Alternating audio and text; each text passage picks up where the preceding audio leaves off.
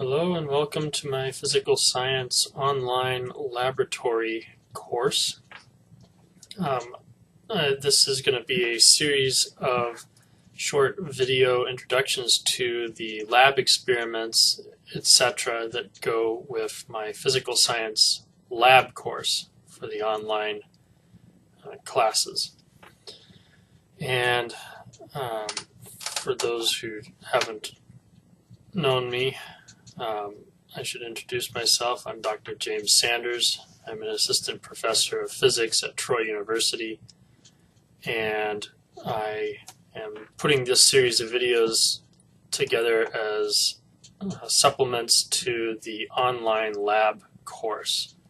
I'm hoping to put together videos in the future that demonstrate some of the labs that I am asking students to perform, if you will. And this first video is just to go over the course itself, the policies. You could call it the syllabus video if you want. So all of you who should be watching this should be enrolled in that course, and so you should already have a copy of the syllabus via Blackboard. You can read a little bit about what this course is going to require, etc. The lab itself doesn't really require any textbook per se, although you may find some of the discussion in the Introduction to Physical Science 14th edition by Shipman and Wilson to be helpful. That is the textbook that goes with the lecture. The main things that I wanted to discuss in this short video are the important points on my syllabus. There's a lot of stuff that's in my syllabus that's sort of generic, university required, so you should probably read through the whole syllabus. The things I want to highlight are the grading policy and the labs that we are going to do, etc. So this is a physics and chemistry course for non-majors. It's physical science, so it covers a little bit of physics and a little bit of chemistry. Because my background is as a physicist, I will tend to cover more physics than chemistry, though I will cover a little bit of both over the course of this course. I've designed 8 labs for you to do. Some of them are physics, some of them are chemistry, and one of them is a little of both, or maybe I should say is prior to both. What I'm expecting from you as students in this course is that you will basically get all of your own lab materials in a timely fashion. Each lab tells you what materials you're going to need for that lab, and I've included a list of, I think, all the materials for all the labs in the syllabus itself. You are expected to complete each lab during the week that it's assigned. There's 9 weeks to this course. I have 8 labs. There's also going to be a final exam, so the last week there's no lab. Each lab has a quiz that goes with it, and that is where the bulk of your grade is going to come from, is the lab quiz. These will ask you questions about the lab. Some of them use data that goes with the lab or that you should have obtained from the lab. I'll provide data for you to look at, but if you haven't done the lab, it's going to be a bit more difficult to actually do the quiz. You're also expected to participate in the course via email exchanges and forum discussions, etc. as appropriate. The main point to this, though, is the lab side of things, so emails and whatnot are more to ask me questions about what you saw or what you should have seen in the lab. I do check my emails maybe once per day, except over the weekends, then maybe it's a little less frequent. I typically reply to emails within the day that they're sent, or the day that I checked them. And I may on occasion request or require some lab reports to come from these labs. As you go through the labs, you'll see a basic procedure, and the lab report will basically be filling in the data to that procedure and then writing some conclusions. Your grade is basically going to be determined from mostly those quizzes in the final exam. I will also count any lab reports that I request submission for as part of your grade.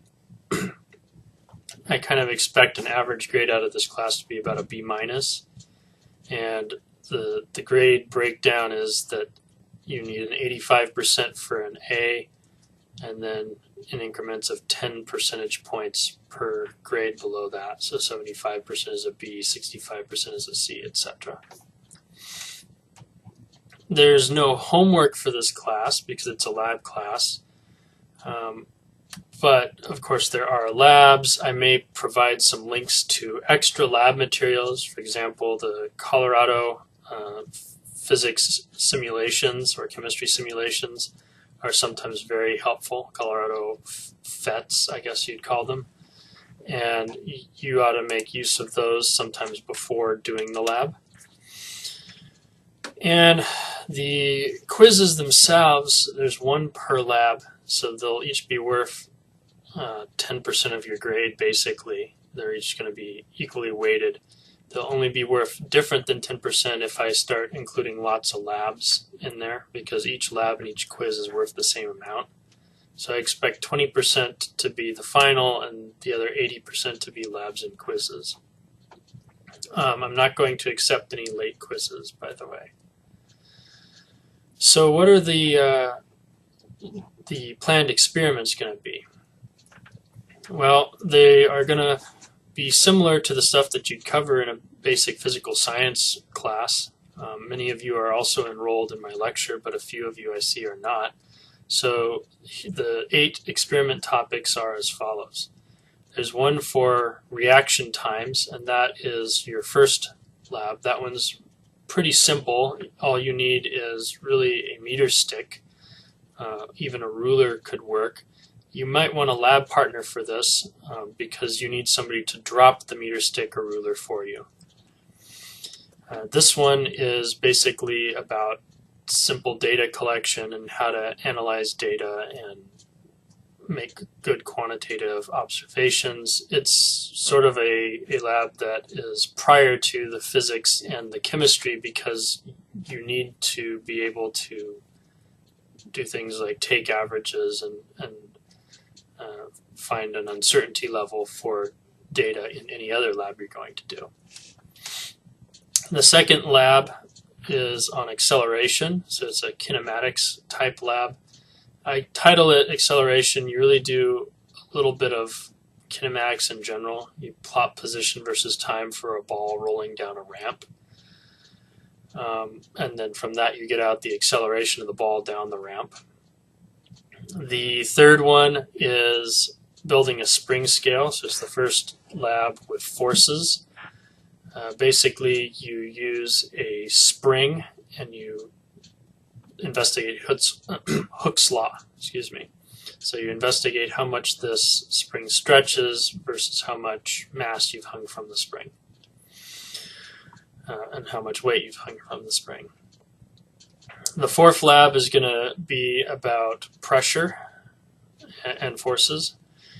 You need an automobile and you need some graph paper would be helpful really, and you need a tire pressure gauge. You will end up measuring the pressure in your car or truck or van or whatever, your automobile's tires, and then you'll measure how much area the footprint of each tire is.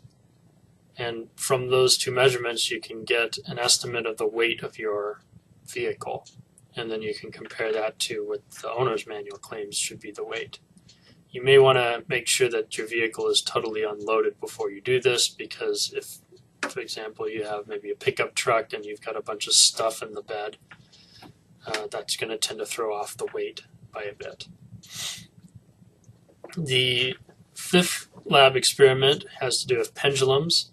So this one is relatively simple to get the equipment for again. You will want to get a protractor so you can measure angles. You'll want a string and you'll want a set of masses. And basically you're just looking at what does the period of a pendulum depend upon? Does it depend upon mass? Does it depend upon the length of the pendulum? Does it depend upon the angle that you pull it back from, the initial displacement, in other words? And so that sort of underlies how a grandfather clock works. If you were to also return to that spring lab that you did in week 3, building a spring scale, you could set up a spring oscillator. So pendulum and springs are both types of oscillators. And these basically underlie timekeeping. Anytime you want to build a watch, you end up using some sort of oscillator, be it a simple spring or a pendulum or something a little more complex like the for lack of a better word, transitions in an atomic electron shell. The 6th experiment is our main energy experiment. You'll need basically a blender, and you might try it also with a blow dryer, although I think a blender should be sufficient. Basically, you can plug in a blender to the wall, pour some water into the blender, turn it on. If you let it run for a little while, you'll notice that the water temperature rises, not by a lot, but by a measurable amount, maybe a couple degrees. You can use that to figure out how much energy the blender put into the water. You can use that to figure out what kind of power the blender draws, etc. The 7th lab is the optics lab. You will need a magnifying glass, and you're basically going to be imaging with that magnifying glass. I recommend using a candle, so you can take a candle and light it, place the candle somewhere, place the magnifying glass somewhere, and then you'll get some images formed by that candle through that magnifying glass. Maybe you can project it onto a wall or onto a piece of paper. You basically move the piece of paper until you find where the sharpest image is, and that will show you, where's the image location versus where's the object located. And from measurements of these sort, you can determine the focal length of that lens. And last but not least, we have a solubility lab. This is the most obviously chemistry version of these labs. There's a little bit of chemistry in the blender lab in as much as you're dealing with heat, and that shows up in thermodynamics. This one is the most outright chemistry side of physical science lab, in which you look at the solubility of sugar and of salt in water, and you attempt to recreate one of the one of the graphs that shows up in your textbook. So that's basically what the labs are going to look like, and I hope to have posted a few supplement videos showing basically how you do each of these labs before you do the lab. And most of what's left on my syllabus is the various legalese, if you will, of the university. There is an equipment list, of course, and also contact information for me. I'm not going to just say that, though, for the whole internet to find. So hopefully you found this video helpful, and hopefully you enjoy this course, and I guess I'll see you in the next video. Thanks for watching.